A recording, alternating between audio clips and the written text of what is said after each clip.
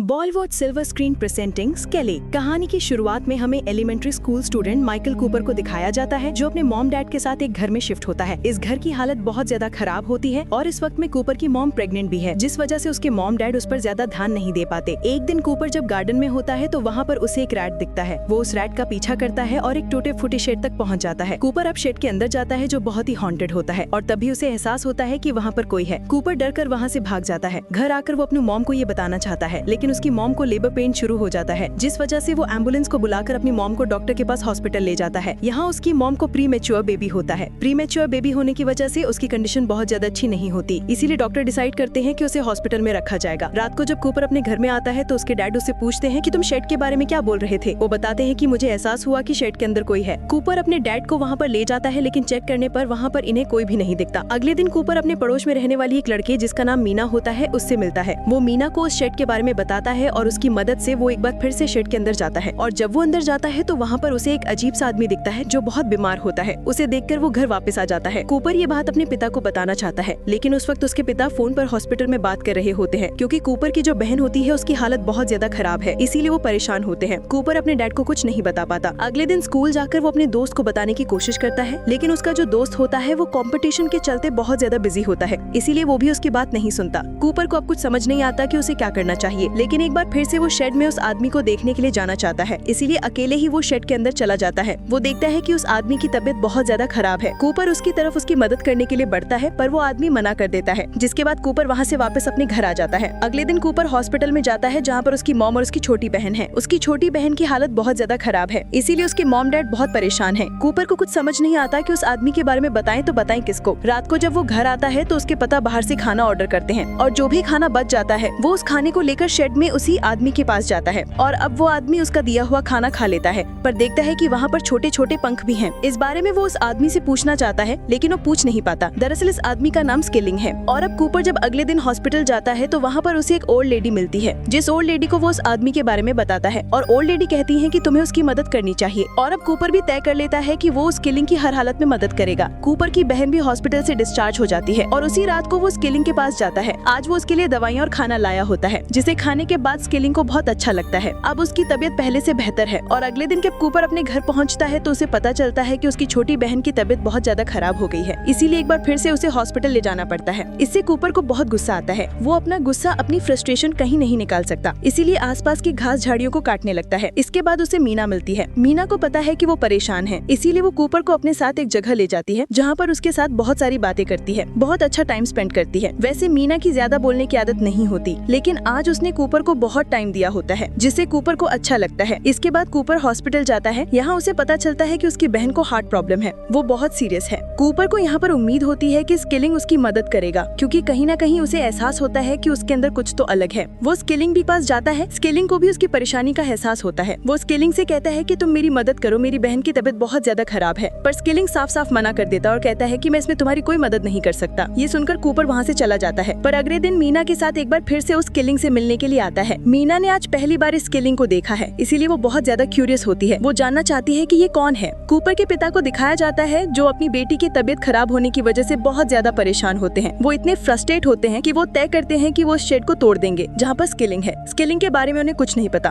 पर इससे पहले कि वो जाते ही कूपर को पता चल जाता है। वो ऊपर बेड पर कूदना शुरू कर देता है, जिससे लकड़ी टूट जाती है और वो नीचे गिरता है। वो अपने पिता से कहता है कि आप शेड को ना तोड़े। उसके पिता शेड को नहीं तोड़ते। और अब अगले दिन कूपर हॉस्पिटल जाता है, जहाँ पर उसे ओल्ड लेडी मिलती है। ओल्ड लेडी उसका चेहरा देखकर समझ जाती है कि वो बहुत ज्यादा परेशान है, इसीलिए कूपर को समझाती है और कहती है कि हमारी जिंदगी में मुश्किलें आती हैं, हमें उनका सामना करना चाहिए। परेशान होने से कभी मुश्किलें कम नहीं होती। सच्चे इंसान, बहादुर इंसान वही हैं जो मुश्किलों का सामना करके आगे बढ़ते हैं। कूपर को भी ये बात समझ में आ जाती है, और उसके डैड इतने ज्यादा परेशान होते हैं कि वो अपनी परेशानियों को बर्दाश्त नहीं कर पा रहे होते। साथ ही उन्हें शेड से प्रॉब्लम होती है, इसीलिए रात को शेड को जला देते हैं। पर किसी तरह से कूपर उस आदमी को यानी कि स्केलिंग को वहाँ से निकालने में कामयाब हो जाता है, जिसके बाद अपनी दोस्त मीना के साथ वो उसे एक टावर पर ले जाता है, जो टावर मीना ने उसे दिखाया था। स्केलिंग को बचाते हुए उसके हाथ भी जल जाते हैं। और जब वो अपने घर वापस आता है तो देखता है कि उसके पिता उसकी छोटी बहन के रूम को साफ कर रहे हैं, और कहते हैं कि जब तक तुम्हारी छोटी बहन हमारे साथ है, हम अच्छे से जिएंगे, अच्छे से रहेंगे, ताकि हम तुम्हारी छोटी बहन को खुश रख सकें। और इसके बाद कूपर के डैड अपनी बेटी को हॉस्पिटल से घर ले आते हैं। वहीं कूपर और मीना बहुत सारा खाना इकट्ठा करते हैं और स्केलिंग के लिए ले जाते हैं। अब ये उसकी देखभाल लगातार कर रहे होते हैं, इसीलिए उसकी हालत धीरे धीरे सुधरने करने लगती है। स्किलिंग कूपर और मीना को बताता है कि जब से दुनिया बनी है तब से मैं इस धरती पर जिंदा हूँ। मैंने कई हजार साल देखे हैं। वो अपने पंख भी इन्हें दिखाता है जो अब पूरी तरह से डेड हो गए हैं। कूपर और मीना की वजह से उसकी हालत लगातार सुधरती चली जाती है। एक दिन वो चलने भी लगता है।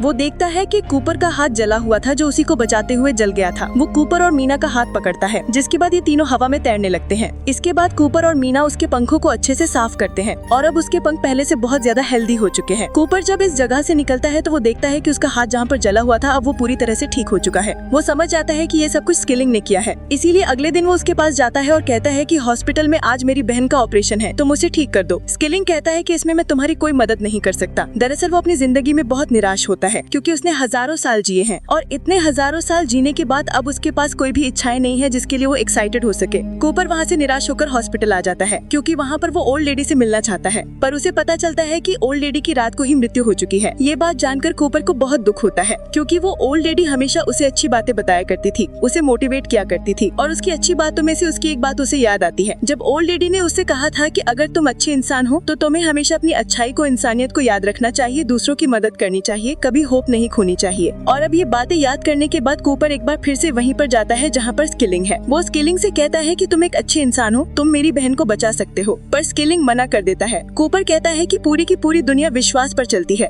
मुझे तुम पर विश्वास है और मैं तुम्हारे अंदर की होप को जगा कर ही रहूंगा। हालांकि कूपर को जरा सी ऊंचाई से भी बहुत डर लगता है, लेकिन वो टावर के कॉर्नर पर खड़ा हो जाता है और डर के बावजूद वहाँ से कूद जाता है। और जब ये स्किलिंग देखता है तो अपने पूरे पंख खोलकर उसे गिरने से पहले पकड़ लेता है, जिसके बाद वो उसे आसमान की गहराइयों में उड़ाता है। कूपर को ये बहुत अच्छा लगता है। स्किलिंग उससे कहता है कि अब तुम गहरी नींद में चले जाओ, जिसके बाद कूपर की आंख लग जाती है और सो जाता है। स्किलिंग उसे एक सुरक्षित जगह पर रखकर सीधा हॉस्पिटल जाता है जहाँ पर कूपर की बहन है। वहाँ पहुँचने के बाद सबसे पहले वो कूपर की मॉम को सुला देता है, जिसके बाद वो कूपर की बहन को अपने हाथों में उठाता है और अब कूपर की बहन की तबीयत पहले से रिकवर होना शुरू हो जाती है, जो देखकर डॉक्टर भी हैरान हो जाते हैं क्योंकि उन्होंने जवाब दे दिया था कि वो इस बच्चे को नहीं बचा सकते। अगली सुबह मीना कूपर के पास जाती है जो सो रहा होता है, उसे नींद से जगाती है और नींद से जागने के बाद कूपर सीधा हॉस्पिटल जाता है। वो देखता है कि उसकी बहन पूरी तरह से ठीक है। कूपर को पता है कि ये सब कुछ स्किलिंग ने किया है। वो कहता है कि मैं अपनी बहन का नाम ग्रेस रखूंगा। ग्रेस दरअसल उसी ओल्ड लेडी का नाम होता है जो इसी हॉस्पिटल में पेशेंट थी। कूपर को हमेशा कठिनाइयों से लड़ने के लिए एक दूसरे की मदद करने के लिए प्रेरित किया करती थी।